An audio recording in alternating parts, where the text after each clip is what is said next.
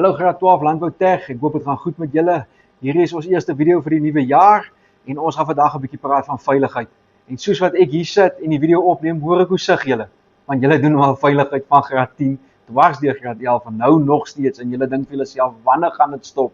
Nou, ek beloof vir jou, dis na die einde toe. Jy gaan nou by my 'n bietjie meer van wette leer en risikobestuur.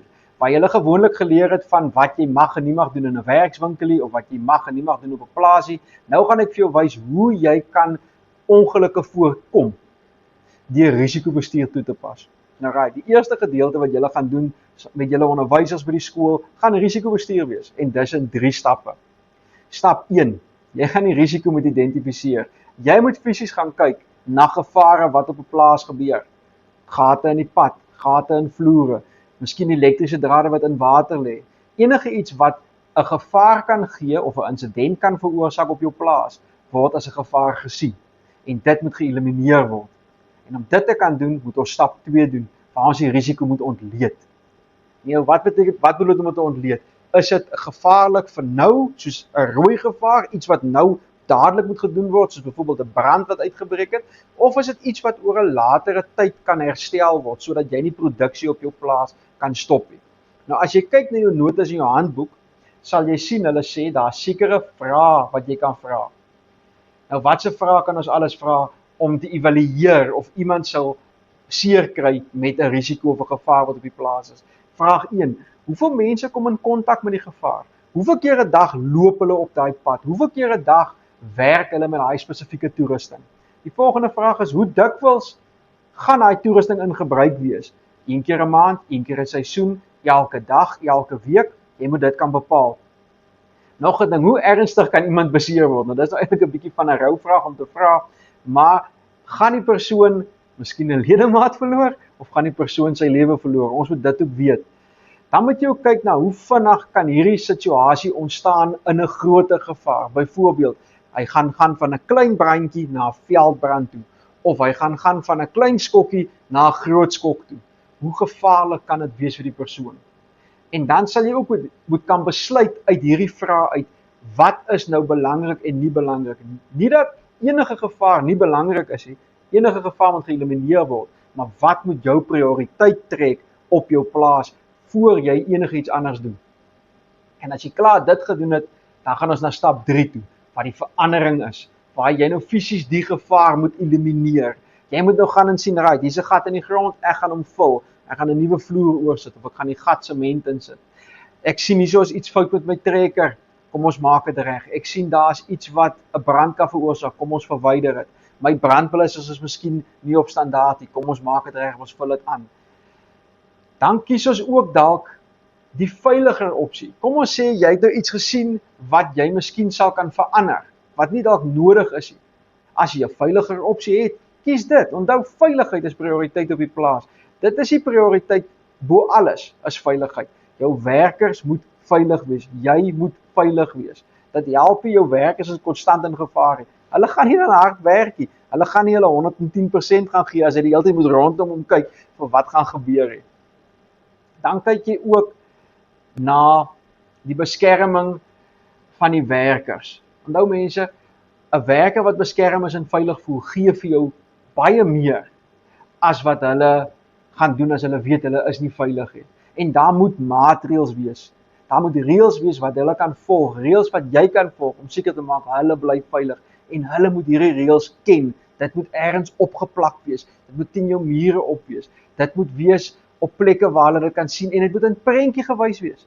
Onthou, meerderheid van ons werkers op plase is nie noodwendig mense wat kan lees en skryf nie. Die prentjies help ook vir hulle, of hulle praat 'n ander taal as Afrikaans en Engels, maar die prentjie is universeel. Hy kan dit nog steeds gebruik deur na die prentjie te kyk.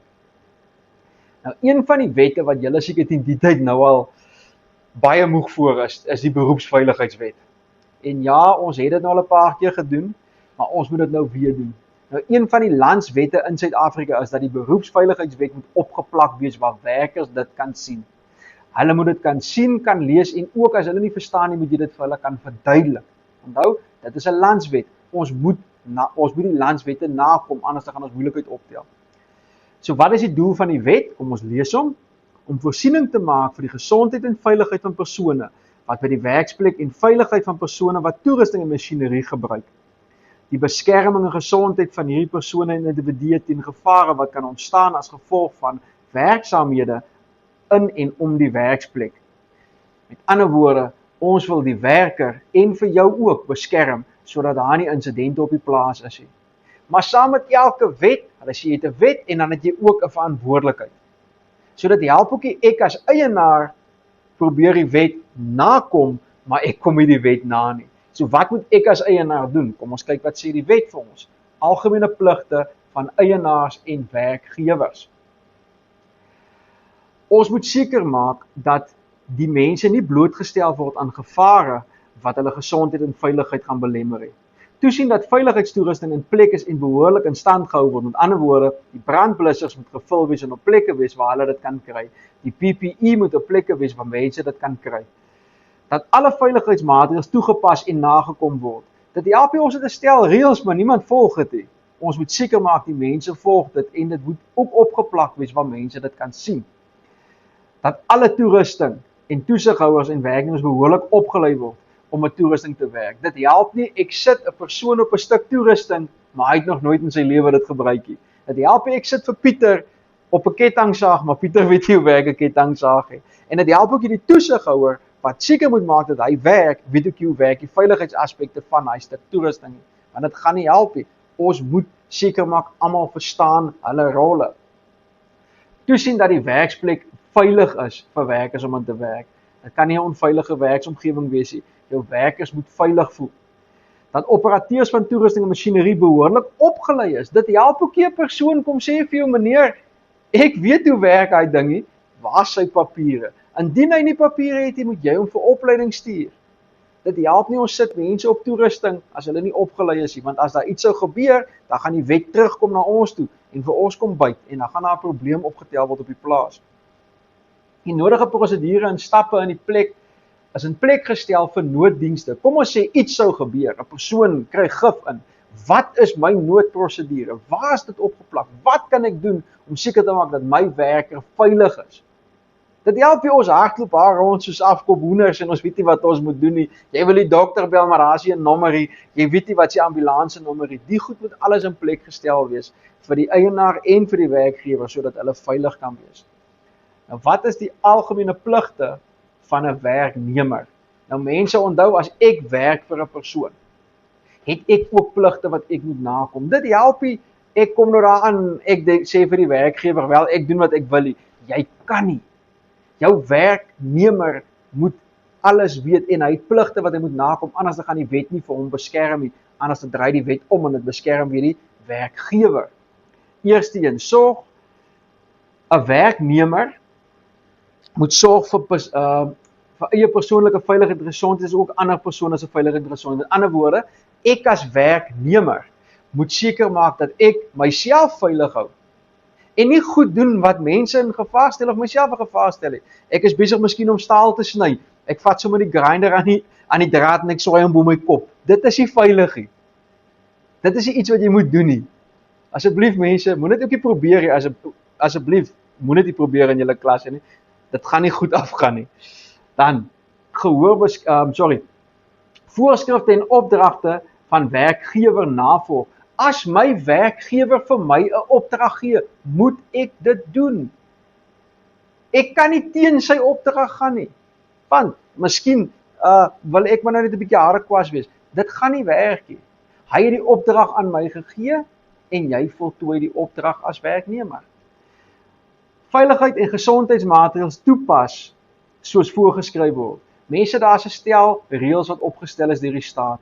Ons moet dit nakom. As ons dit nie nakom nie, kan dit jou nie beskerm nie. Rapporteer enige onveilige praktyke dadelik aan jou toesighouer. As jy iets sien wat onveilig is, byvoorbeeld iemand staan in 'n poel water en swys, dan moet jy dalk daai persoon net gou vinnig reghelp en die toesighouer loop haal, want miskien is dit 'n ding wat hulle kan voorkom later, of miskien is dit 'n ongeluk wat wag om te gebeur. En dan rapporteer onmiddellik, so gou as moontlik, enige beserings. Mense, as jy 'n besering aan diens kry, kan jy nie eers huis toe gaan, vir jou vrou gaan sê, Kyk hierso, ek het 'n gat in my borskas hier onder, het 'n stuk yster ingegaan nie, né? Skool. En dan wil jy nou môre vir die baas gaan sê, "Checkie, ek het 'n gat hierso, ek dink hier's 'n fout." Sodra iets gebeur, dadelik na jou toesighouer of werkgewer toe. Moenie wag nie. Onthou mense, as jy van daai perseel afstap, het ek as werkgewer, ek kan maklik sê, maar dit het seker by jou huis gebeur, dit het by my gebeur nie, want niemand het dit gerapporteer nie. Jy kan nie terugkom op 'n latere stadium en sê, wel, ek het nou 'n besering, maar ek het dit 2 weke terug opgedoen nie. Sorry julle, dis hoe die wet gaan werk nie.